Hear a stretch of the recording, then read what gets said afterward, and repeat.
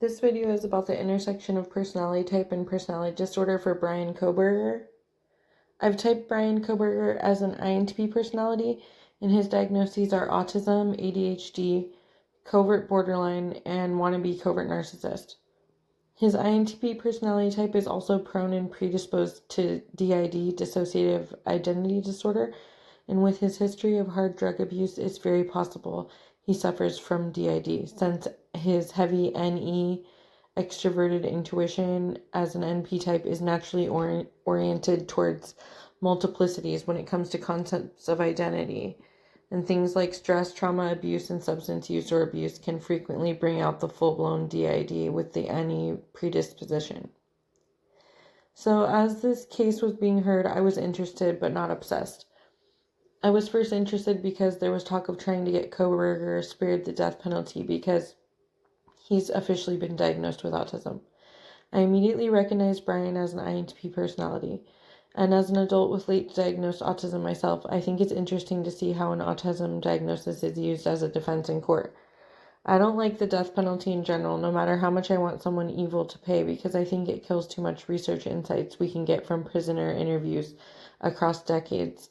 But as it is now with the death penalty in play, I tend to think high-functioning, gifted, outlier, minority, intuitive type of autism should not spare someone the death penalty.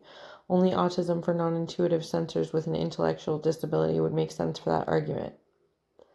A year ago, Bryan took a plea deal pleading guilty to be spared the death penalty, and so I thought that was a bit disappointing because as much as people emphasize how skipping a trial with a plea deal spares a family from having to rehash all the details of their pain, it also deprives everyone a lot of details and information related to the crime that would come out in trial. So there was a lot of information not really shared, though, so that's why I've never previously had a lot to say about this case, since the motives were surrounded in mystery.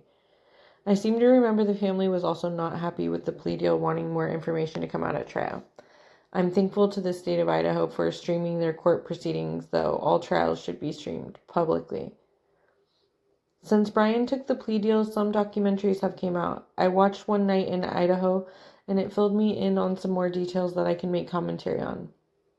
One thing the documentary pointed out is that Bryan was a PhD student, and he had been in classes where they would go to mock crime scenes and discuss all the details of how the crime scene was left, what they were looking for, and their whole process of investigating crime scenes. So it seems like this experience really emboldened him, like being a foundation of his cover image. Like, he's someone who studies murderers, not a murderer himself, and also made his TI think he knew everything he needed to know about evidence investigated at crime scenes so he could get away with murder. Bryan's academic trajectory make it pretty obvious he's an intuitive personality with higher intelligence and a thinker personality. He's a TI dom with introverted thinking as his dominant cognitive function that he's addicted to. And this can make an INTP fixate on trying to be the smartest person in the room and outplay everyone in life as a chess game with their internal systems of logic. So in a way, his TI may have been driving him to prove to himself he can outsmart everyone, including law enforcement and the justice system. TI DOMs like INTP and ISTP speak the least of all types in some contexts, so the way he barely mutters any words in court is typical. This is the biggest difference between INTP and ENTP. Despite being so similar, an INTP will usually protect themselves with silence, and an ENTP will usually try to talk themselves out of any situation, talking out of both sides of their mouth. So Bryan has heavy NE extroverted intuition after the introverted thinking, and that's what's underlying his autism and his severe ADHD. His autism as an outlier minority neurodivergent intuitive personality that he was born with, and his extroverted intuition that orients him to ADHD, severe ADHD. Bryan has a druggy gaze and and an official ADHD diagnosis, and since I have seen Adderall involved in other murder cases like David Sumney and Shonda Vander Ark, I did a Google search to see if Bryan was taking Adderall to treat his ADHD, and I didn't find anything in that regard. If he was on Adderall, I would definitely put partial blame on that for him being capable of murder. INTP killers can kill without being on Adderall, but I think Adderall can exacerbate the kind of hyposensitivity that INTPs have. INTPs are a mixed bag. They can be hypersensitive in some ways and hyposensitive in other ways. And Adderall kind of exacerbates the hyposensitive, the undersensitive side of them. And that can hasten their trajectory and amplify their trajectory towards violence, impairing their empathy and making them numb to consequences of evil conduct. Bryan just filed a motion to get his plea reversed now in 2026 and to go to trial. And I would be happy to see him on trial to get more information out of this case. I'd especially be interested to know his entire history with drugs, legal and illegal.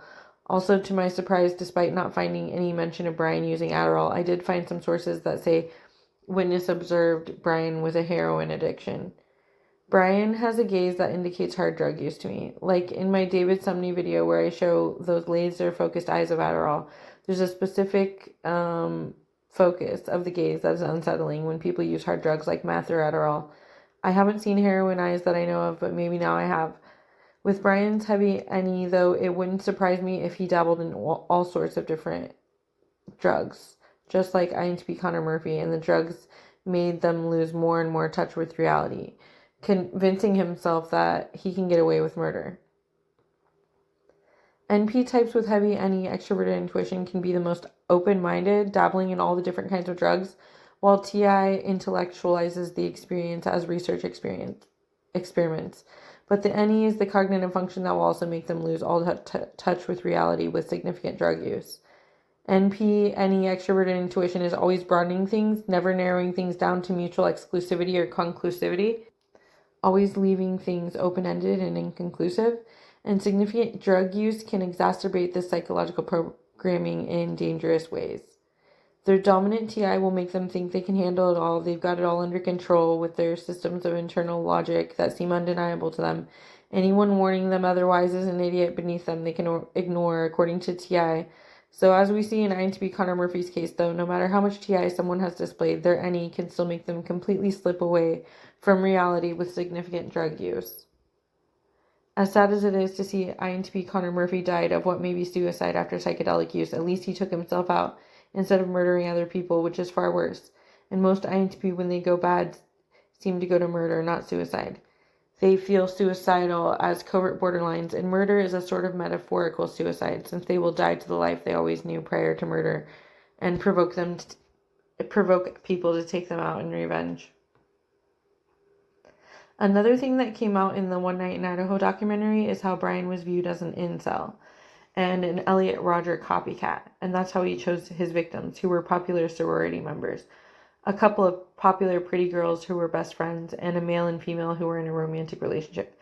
The kind of friendships and romantic relationships that were apparently out of reach to Bryan with his outlier minority, intuitive personality, and autistic nerd awkwardness. Some of the people close to the victims' families that ran Facebook discussion forums even think Bryan was in discussion forums before he was arrested, asking weird questions about the crime under a pseudonym Papa Roger, as a nod to Elliot Rodger.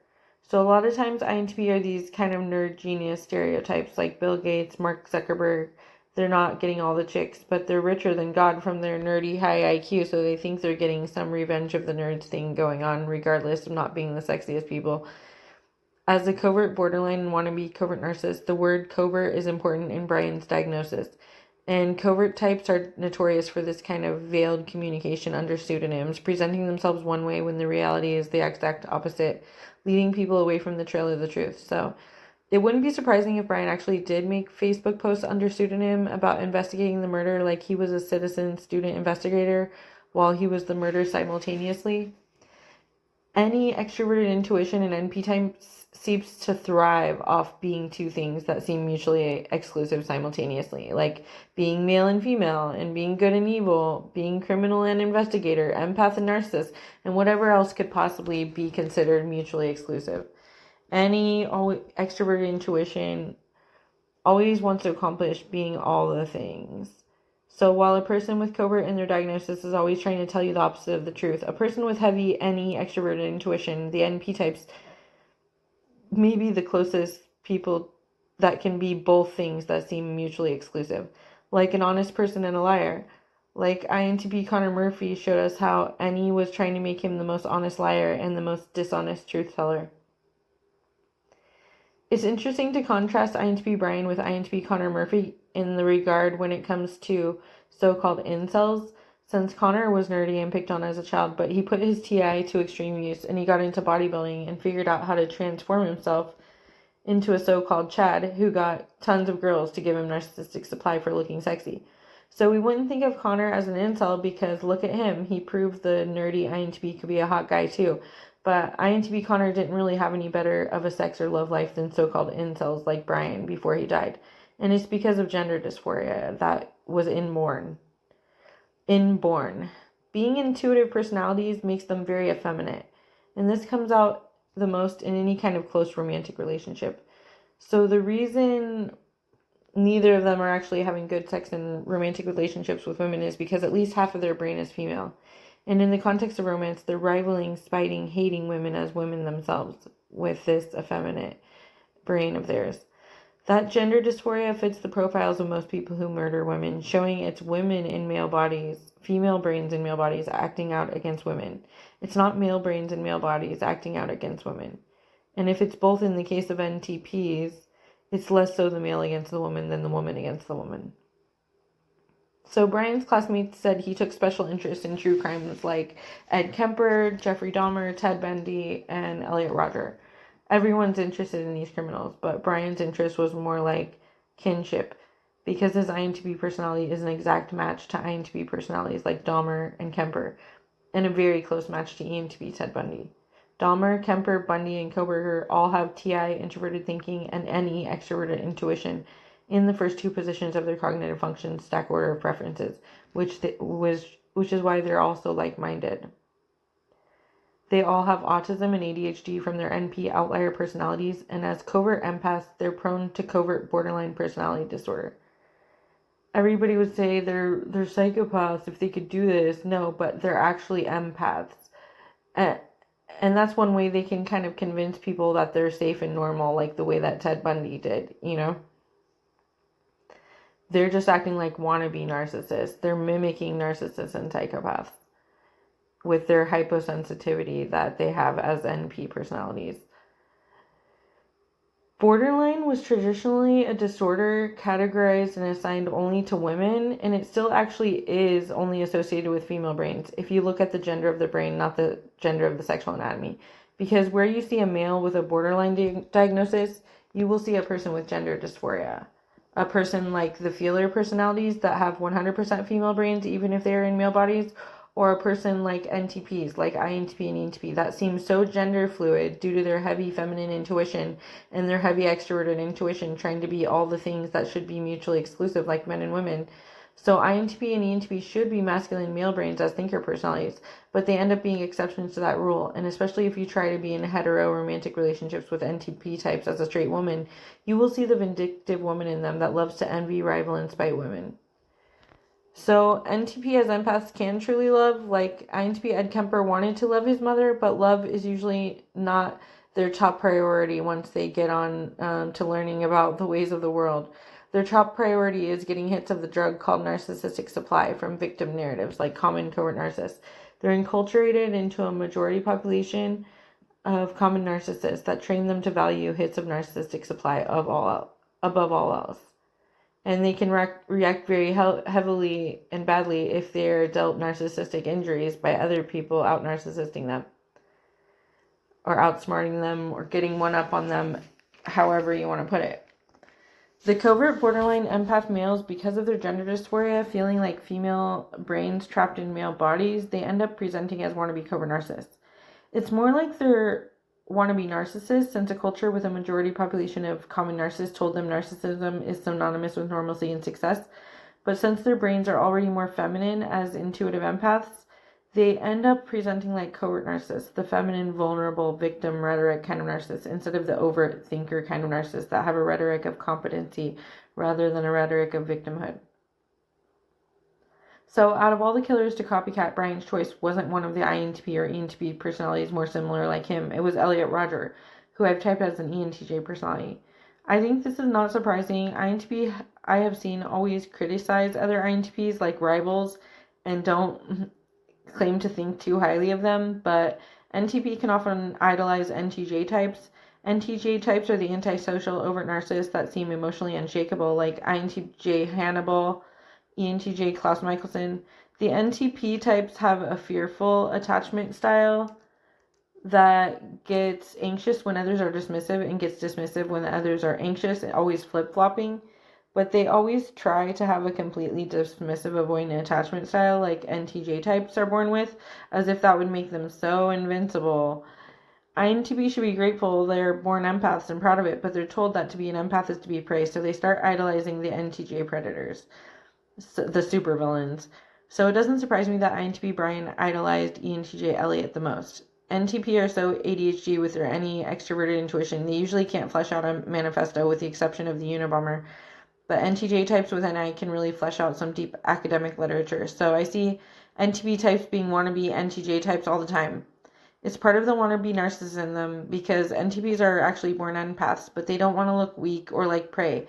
So they're programmed to be wannabe narcissists. And when they think of themselves as wannabe narcissists, they want to be like the overt masculine thinker, competent types of narcissists, despite the fact that since their brains are so feminine and female, when they try to copy narcissists, they always end up looking more like the feminine, vulnerable, victim rhetoric, feeler type of kind of narcissist. So I think it's really interesting. ENTJ Elliot writes this manifesto of hatred towards the world and vengeance for denying him attention from pretty girls. And INTP Kohberger aspires to copy that. Introverted intuitives are much more intelligent than extroverted intuitives, and yet Bryan still thinks ENTJ Elliot has figured out the most important message to send to the world. That points out another difference between NTP and NTJ types, or NPNE users and NJNI users. NPNE never feels a sense of certainty because it kept so many options open in their minds, but NJNI always has a solid sense of certainty about having narrowed down all the options down to mutual exclusivities to feel certain about the one best road to take, forsaking all others. So one reason NP types admire and envy NJ types, or more specifically here, NTP types admire NTJ types, is because the NTP, their NE, makes them feel uncertain about what's the most important things to attend to in life. But NTJ, their NI, makes them absolutely certain, without a doubt, what the most important things to attend to are. So Bryan trusted Elliot's stand on what is the most important message to send the world, a vindictive message against normies from outlier intuitive personalities. Outlier intuitive personalities often feel alienated, bullied, etc. by normies. And then, like I mentioned earlier with Bill Gates and Zuckerberg, they have a kind of revenge of the nerds type mentality. And this is a similar motive with INTP Bryan. He's not just an incel getting revenge on a couple in love because he doesn't have a girlfriend, but he's an outlier minority personality that's getting back at a majority population of common normal personalities. In the One Night in Idaho documentary, it mentioned misogyny, and I would point out again, like I pointed out in my other videos about males with gender dysphoric female brains that have been violent with women. The misogyny we're seeing with Bryan is not from a man hating a woman, but a woman hating a woman. And the woman he got the most influence from, his mother, seems to be just another ESFJ common covert narcissist momster like Norma Bates that he seems enmeshed with. I saw some things that said he called his mom right after the murders, and she made a comment like her little angel could never commit murder. And I heard she has put about $10,000 on his books in the last year. So I've seen INFP and INTP in real life being real life Norman Bates enmeshed with their mothers and lashing out at women acting as their mothers, and it really looks like that could possibly be going on here in some ways also. The more we learn about Bryan's mother, the more we will presumably learn about Bryan, since he seems enmeshed with his mother. Enmeshed doesn't mean having a sexual or romantic relationship with her. It means being an extension of each other, like they don't know where one begins and the other ends, like they're copies of each other. And I've said before, INTP act like they're reverse type ESFJ under stress, and ESFJ act like they're reverse type INTP under stress. So it seems like Bryan and his mother are very like-minded. And so he has a very nasty female covert narcissist influence in his life, presumably without knowing any more about her. So I don't think this is his mother's fault entirely, but she's probably a big factor. But the bigger factors are primarily the gender dysphoria Bryan was born with as an INTP intuitive empath outlier minority personality. INTP and ENTP are very gender fluid, and there are advantages and benefits to this fluidity, but it also can make hetero-romantic relationships nearly impossible, because they're trying to play the role of a male, but they're unwittingly putting out tons of female energy, rivaling and spiting women. So, repelling women. So the gender dysphoria, I think, is the primary factor that drives these female brains in male bodies to kill women out of envy and spite as rivals. And the second factor is just that he is an outlier minority intuitive personality that feels alienated from common normie personalities.